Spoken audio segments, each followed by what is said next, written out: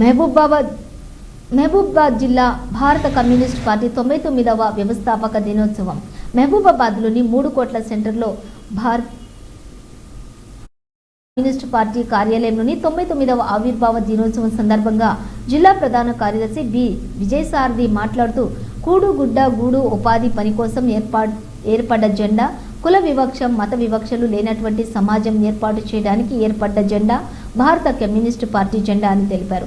దేశంలో బ్రిటిష్ పాలన కొనసాగుతున్న నేపథ్యంలో కాశ్మీర్ నుండి కన్యాకుమారి వరకు ఈ దేశానికి స్వాతంత్ర్యం కావాలని, స్వాతంత్ర్యం మా జన్మ హక్కు అని పోరాటం చేసినటువంటి చరిత్ర భారత కమ్యూనిస్ట్ పార్టీదని ఆయన తెలియజేశారు. ఈ కార్యక్రమంలోని బి అజయ్ సారథి, పెరుగు కుమార్, చింతకుంట్ల వెంకన్న, శ్రవణ్, వీరపల్లి రవి, నవీన్లు హాజరయ్యారు.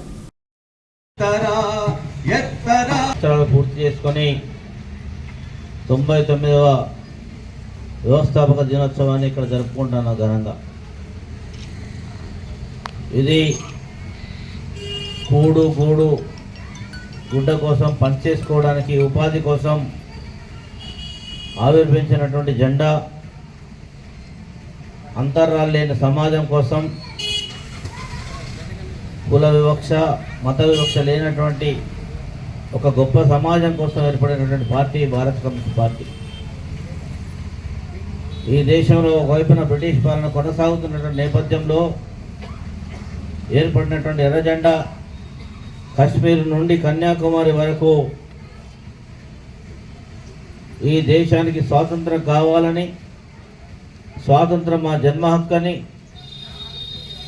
పోరాటం చేసినటువంటి చరిత్ర కలిగినటువంటి ఒక గొప్ప చరిత్ర కలిగినటువంటి పార్టీ.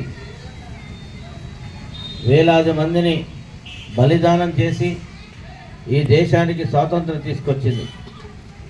అదేవిధంగా అనేక పోరాటాలు పశ్చిమ బెంగాల్ నుండి మొదలుకొని తెలంగాణ రైతాంగ సాయుధ పోరాటంలో జరిగినటువంటి 3 ముఖ్యమైనటువంటి పోరాటాల్లో కమ్యూనిస్ట్ పార్టీ నాయకత్వం వహించి